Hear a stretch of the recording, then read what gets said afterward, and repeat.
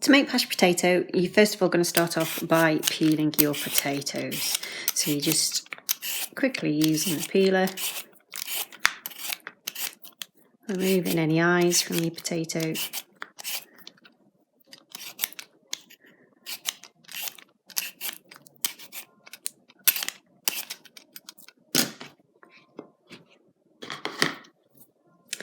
You are then just going to roughly chop it into a similar sized shaped piece. So using your bridge, cutting it into half, and then this potato will probably go into about 12.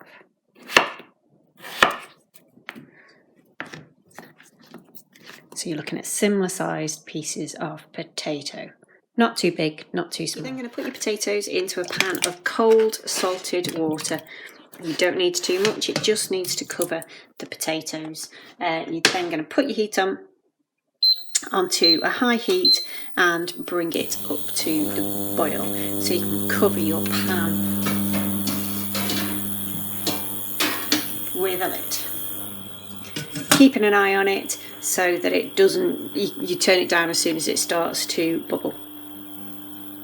Once it's come to a rapid boil, just turn down your heat to a medium heat just so that it's gently bubbling away, and your potatoes are going to then boil for about 15 minutes until we can put a knife through and the potato falls off. My potatoes have been boiling for about 12 or 13 minutes, and you can see that actually they are done. They are starting to just fall apart slightly. These are Maris pipers, so that they are floury potatoes. But once they fall off your knife, they are done and they feel soft. So what we need to do is we need to drain the potatoes over the sink. Once my potatoes have drained, I'm just going to put them back over the heat again just for a few seconds, just to dry them off a bit, because if your potatoes are too wet you end up with soggy mash and it's not a good consistency. So it just dries them off a bit and allows them to go a bit fluffier. Once you've done that, you're then going to mash them before you add anything to them. So I do return it back to the pan because the pan has got that flat bottom and there's still the heat there as well. So you need to make sure that you're mashing it so that you're getting rid of any lumps within your potatoes.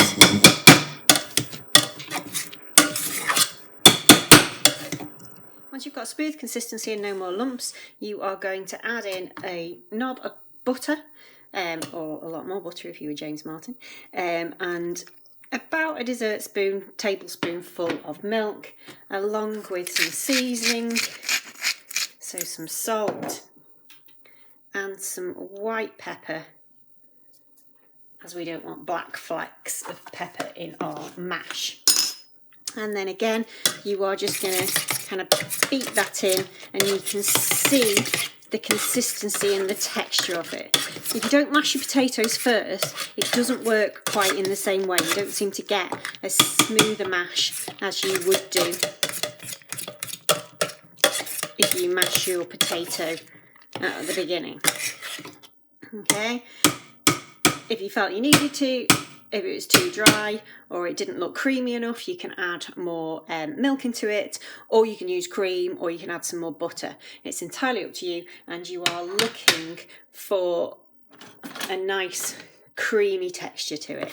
And then you would serve your mashed potato, or put it into a piping bag and pipe it onto the top of fish pie or chicken pie to give that nice golden finish.